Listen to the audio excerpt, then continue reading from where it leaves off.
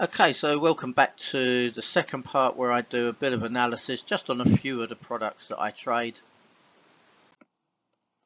So before I do that, just the legend so you know exactly what's there. So the black numbers are going to be support and resistance levels based on trend lines. Pink numbers are going to be breakout levels. And claret numbers, they're just going to be horizontal levels where I've identified support or resistance generally based on double or triple tops or bottoms. So let's start as usual with the Dow. Now I've added in the Fibonacci levels there, as you can see. The market had that sell-off. It sort of stabilised during the week and a slight bounce on Friday. I think more just people profit taking with a little bit of de-risking over the weekend. And as you can see, the high on Friday just hit that 50 level or 50% level on the Fibonacci's just perfectly. So that was really good. And of course it ranged between the golden ratio and the 50 the whole day. So there was some great opportunities there. And then intraday I used the pivots as well as the fibs. And I got support at 38,539 and I got resistance at 40,046. Of course, just keep an eye on those fib levels as well, though, because they will play a part. Moving on to the S&P. So I've got support at 50.94. I've got resistance at 53.86 and 54.31. Now the 54.31 is just based off of sort of some previous highs and lows. That whole level. When the market's below a level, it's resistance. When it's above, it's support. But it's the same level and it's just being used in both directions there. So I've added that in as a resistance level because the market's below it at the moment. Moving on to the Nasdaq. And here I've got resistance at 18,678. I've got small support at 18,282, and then support lower down at 17,336. Now to get that resistance line, I have had to cut through a couple of candles, which I don't like to do, but I think it's sort of a fairly reasonable one. And you've got that sort of uptrend line there as well. So you've got two different lines here that's giving you that sort of axis and giving you this resistance level there. So it's going to be interesting to see where the markets start the week. And of course, there's a lot of data out this week as well. Okay, moving on to GDP. So the dollar's been a bit mixed, so has the pound. I mean, the pound's holding up really steady, considering we've got a new government, and although they're talking a lot, they're not really doing too much at the moment.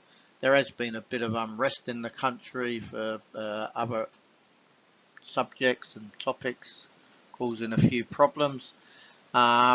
Just politics and well, what can I say? I mean, people just perhaps just want to vent a little bit. And then, but the pound's held up well because of, well, not just because of that, but despite of that. And of course, we're seeing also that the pound's holding up because the economy does seem to be doing that little bit better, even though the Bank of England's cut rates. Okay, so I've got resistance on the pound against the dollar at 128.64. I've got support at 126.68 and 126.20. And again, I've got the fib levels on there. That 382 level is just above where it closed on Friday. So just keep an eye on that. And it sort of rejected the 50s during the week as well. It broke through, but it's never about where lines can get broken. It's where it finishes. So it closed above that line each time, the 50 that is. Moving on to the euro against the dollar. So the euro didn't have such a great week. but you know, it had a strong end to last week. So I've got resistance at 110.35 and 109.84 with support lower down at 108.21. So yeah, so there's a bit of a gap in between them, but you know, this will start to sort of build a little bit of support or resistance during the week, I would guess.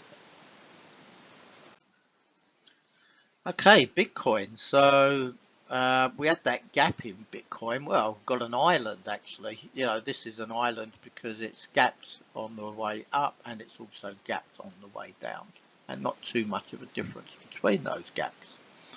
And of course, it came back up. So you know, we had this gap last week. You know, the week before or a couple of weeks ago, it was, you know, that Trump impact of his speech and everything.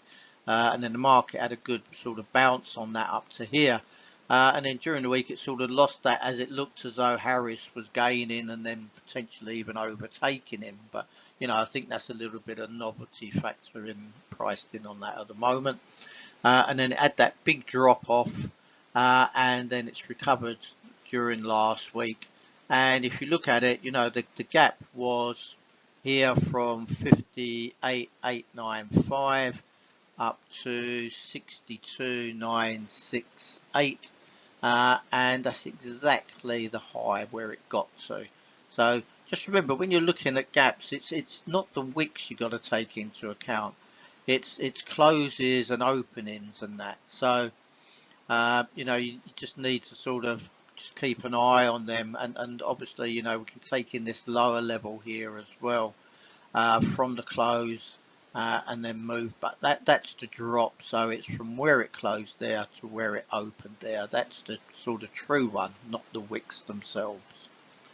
And so I've got resistance at 62,968 and well, at the moment support at 58,895, but I don't think that's a very strong support. You know, it could come back down to test the 55s again.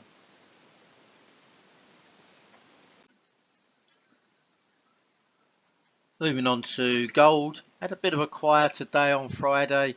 Thursday obviously had a big move on the upside. Again, you know, it's just sort of a bit mixed. Sometimes it's following stock, sometimes it's got an inverse relationship. So it's not too tight at the moment. It's a bit of a loose relationship. So I've got resistance at 24.89 and I've got support at 24.11.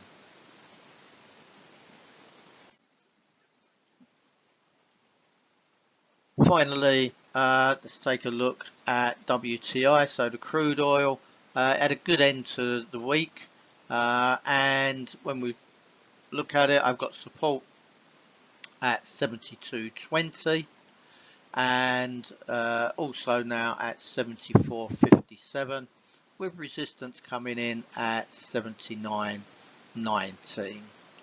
And yeah, I mean, it's probably about mid-range at the moment. And you know, if you look at it, sort of where it came off, sort of Monday, Tuesday, it did dip down, but it only just sort of touched the previous lows from over here, and then it bounced again.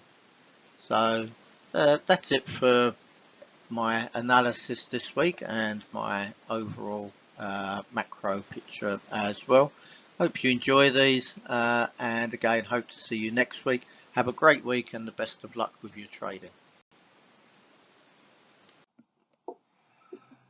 So, just a little heads up on my services. So I offer a daily newsletter that includes global news, headlines, my views.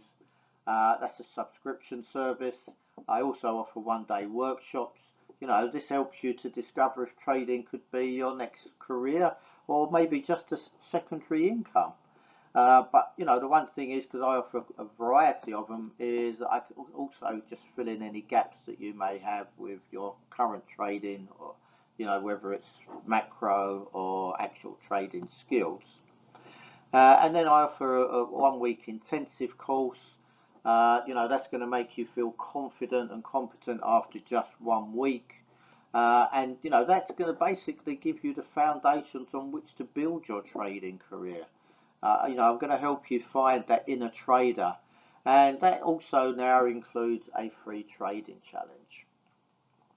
And then there's my Flexi Masterclass. That's 6 weeks of guided learning, but you can spread them out. You don't have to take them all at once, and that does help to accelerate the learning curve. And that's designed to provide you with all the knowledge and trading tools that you're going to need to navigate these markets, you know, and any asset class, you know, whether it's financial, commodity, digital, I'm involved in them all. And as I say, the weeks can be spread out there, and that also includes a free trading challenge. Trader mentoring, so you know, maybe you've already got some experience but you're looking to get to that next level and you're struggling to do that. I offer mentoring by the hour, by the day, or a monthly subscription. It's entirely up to you, but you know, I just want to help you guys to reach that next level time and again. And of course, I provide lots of trader educational content, not just to individuals but also to exchanges and brokers. And if you're looking for that funded trading account, you know, so you don't have to risk your capital, then contact me for details. I've got 2 good ones that I use.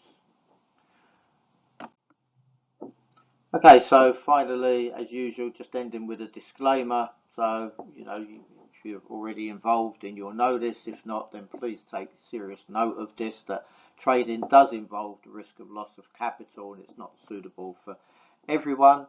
However, I do hope it is for you. And now, because there's leverage involved from many companies, just be careful because you can lose substantially more than that initial investment. You know, the regulators are a bit more on top of that these days, but you know, even so, just be a bit cautious. Everything that I include in these just purely for educational purposes. I'm not trying to encourage you to trade or invest. That must be your decision. And of course, before you make that decision, you've got to consider the risks involved. And that includes your financial situation, definitely your level of experience, definitely your risk appetite, and of course, only risk capital you're prepared, but more importantly, that you can afford to lose. And if you've got any doubts whatsoever, you know, first of all, think twice before you do it. Speak to a financial advisor. And do that before you risk your capital. You know, I have so many people come to me because they've lost money. I'd rather they come to me and learn how to do it and not lost the money in the first place, because that's just a waste of their savings. So anyway, I hope you've enjoyed these, and you know, I'll be doing these on a weekly basis, so I'm going to post the links in places so that you can get to them. My new website will be finished soon, but in the meantime, you can reach me at the email address below on all the slides, which is chrisjtubby55@gmail.com.